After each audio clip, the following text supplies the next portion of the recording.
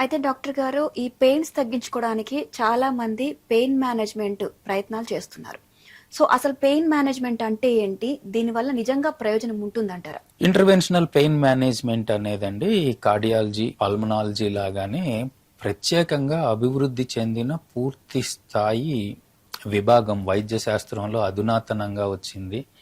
ఉదాహరణకు ఆర్థోపెడిక్స్ లాంటి విభాగాన్ని మనం తీసుకున్నట్టయితే సుమారుగా 200 నుంచి 300 సంవత్సరాల చరిత్ర ఆర్థోపెడిక్స్కి ఉంటే అన్నిటికన్నా యంగ్ బేబీ కింద ఇంటర్వెన్షనల్ పెయిన్ ని ఈ మధ్య కాలంలోనే అభివృద్ధి చెందిన దిశగా మనం దాన్ని గమనించవచ్చండి. సాధారణంగా పెయిన్ మేనేజ్మెంట్ కి మనకి 3 రకాల విధానాలు ఉంటాయి. నాన్ ఇంటర్వెన్షనల్ పెయిన్ మేనేజ్మెంట్ అంటామండి. ఆయింట్మెంట్ రాసుకోవడం గానీ, ఐస్ ప్యాక్ పెట్టుకోవడం గానీ, ఫిజియోథెరపీ చేయడం గానీ, అల్ట్రాసౌండ్ థెరపీ లాంటివి చేసుకోవడం ద్వారా గానీ, రకరకాల మిగిలిన ఆయుర్వేద విభాగాల్లో ఉన్న తీరు కానీ ఇలాంటివన్నీ కూడా నాన్ ఇంటర్వెన్షనల్ పెయిన్ మేనేజ్మెంట్ కింద వస్తాయండి. దీంతో పాటు పెయిన్ కిల్లర్స్ తీసుకోవడం కూడా ఇందులో విభాగంగానే వస్తుంది. రెండోది completely opposite, surgical correction are surgical management for pain management. అయితే చాలా మందిలో పెయిన్ కిల్లర్స్ వల్ల కానీ, కన్జర్వేటివ్ మేనేజ్మెంట్ కానీ వారికి పూర్తి స్థాయి పెయిన్ రిలీఫ్ ఇవ్వని పక్షంలో సర్జరీ అనేది అవసరం లేదు కానీ పెయిన్ ఒక్కటే ఇబ్బంది పెడుతుంది అన్న వారికి ఇంటర్వెన్షనల్ పెయిన్ మేనేజ్మెంట్ అనేది ఒక గొప్ప వరంగా మనం చెప్పచ్చండి. ఇది నాన్ సర్జికల్ ఇంటర్వెన్షనల్ పెయిన్. చాలా సందర్భాల్లో చిన్న సూది ద్వారా ఆ నొప్పిని తగ్గించేదానికి అక్కడున్న నెర్వ్ మన ఫైర్ అలారం లాంటిదండి. అక్కడ ఫైర్ కానీ స్మోక్ కానీ లేకపోయినా కూడా అబ్నార్మల్ గా అలారం మోగుతున్న సందర్భాల్లో మనం ఎలాగైతే దాన్ని స్విచ్ ఆఫ్ చేసి ఉంచేదానికి ప్రయత్నం చేస్తామో అలాగే అబ్నార్మల్ గా ఫైర్ అవుతున్న నెర్వ్ని కొంతకాలం పాటు టెంపరీగా నెర్వ్ ఫైరింగ్ లేకుండా ఆపేదాన్ని రేడియో ఫ్రీక్వెన్సీ అబ్లేషన్ అంటామండి. అలాంటి ప్రక్రియ ద్వారా భరించలేని నొప్పిలో ఉన్న వారికి సర్జరీ లేకుండానే మనం మేనేజ్ చేయడానికి అవకాశం ఉంటుందండి. ఇది మస్కులోస్కెల్టల్ పెయిన్ అంటే మోకాళ్ళ నొప్పులు, మెడ నొప్పులు, భుజాల నొప్పులు దీంట్లో ఉంటాయి.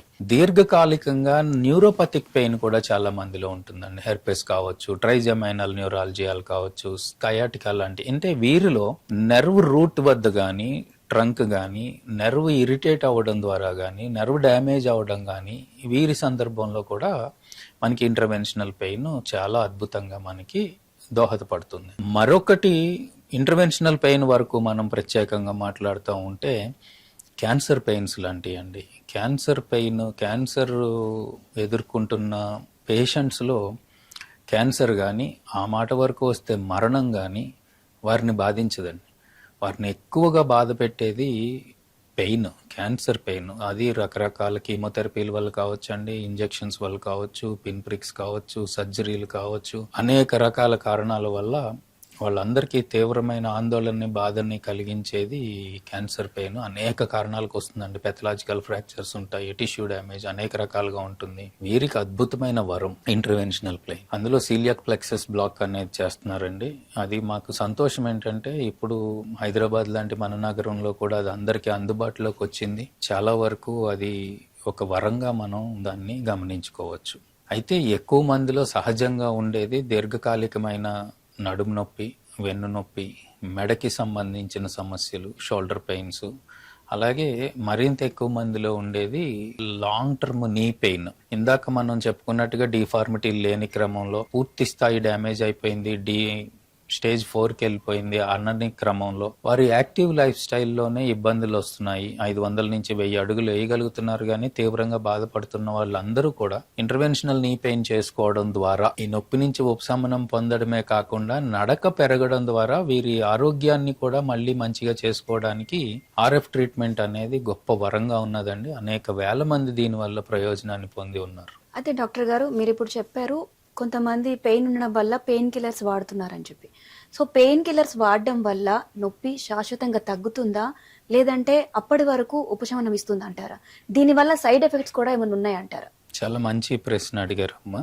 మన శరీరంలోనే నొప్పి అనేది ఒక మంచి సైన్ కింద మనం గమనించాలి.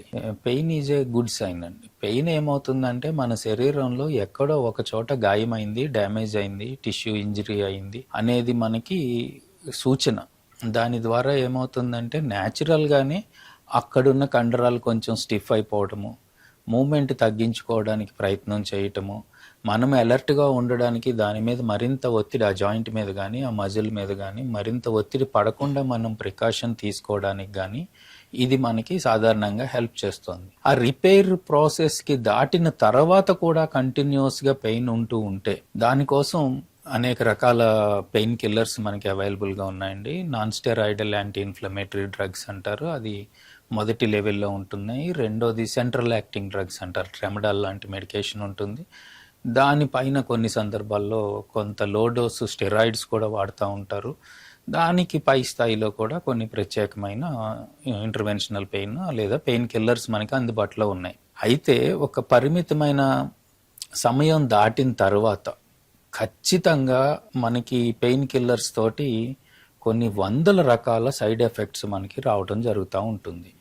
ఈవెన్ సింపుల్ పారాసిటమాల్ వల్ల కూడా మనకి అనేక రకాలుగా మనకి ఇబ్బందులు వస్తాయి. అయితే ఒకరోజో వారం రోజులో పారాసిటమాల్ తీసుకోవడం వల్ల సాధారణంగా ఎవరికి ఇబ్బంది రాదు. గ్రామీణ వాతావరణంలో ఇదివరకు మనం గమనించినట్లయితే రోజువారీ శారీరక శ్రమ చేసిన చాలా మంది సాయంత్రం ఇంటికి వెళ్తూ ఒక 2 నొప్పి మాత్రలను తీసుకోవడం, వెళ్ళడం, ఇలాగ నెలలు సంవత్సరాల తరబడి వారిన వ్యక్తుల్లో కూడా మనం చూసినట్లయితే చాలా తీవ్రమైన కిడ్నీ ఫెయిల్యూర్స్ కారణమైందండి, లివర్ ఫెయిల్యూర్స్కి కారణమైంది. ఈ కాకుండా స్కిన్ ర్యాష్లు వస్తాయి, గ్యాస్ట్రో ఇంటెస్టైనల్ ప్రాబ్లమ్స్, అల్సర్స్ వచ్చాయి. కొంతమందిలో క్యాన్సర్ కారణాలు కూడా ఇవి ఎస్టాబ్లిష్ అయి ఉన్నాయి. అందుచేత పెయిన్ కిల్లర్స్ డాక్టర్ గారు సూచించిన మోతాదులోనే, వారు చెప్పిన కాల పరిమితిలోనే వాడడం అనేది శ్రేయస్కరం. అది దాటి ఉన్నట్లయితే ఖచ్చితంగా వారికి అనేక రకాల కాంప్లికేషన్స్కి గురి కావడానికి ఆస్కారం ఉంటుంది. అయితే పెయిన్ కిల్లర్స్ వాడకూడదు అంటారు. డాక్టర్ గారు సూచించినప్పుడు తప్పని పరిస్థితుల్లో 1-2 వారాల పాటు పెయిన్ కిల్లర్స్ వాడడం అనేది ఖచ్చితంగా అవసరము, అది మంచిదండి. కానీ చాలా వరకు ఓవర్ ద కౌంటర్ మెడికేషన్ అంటాం,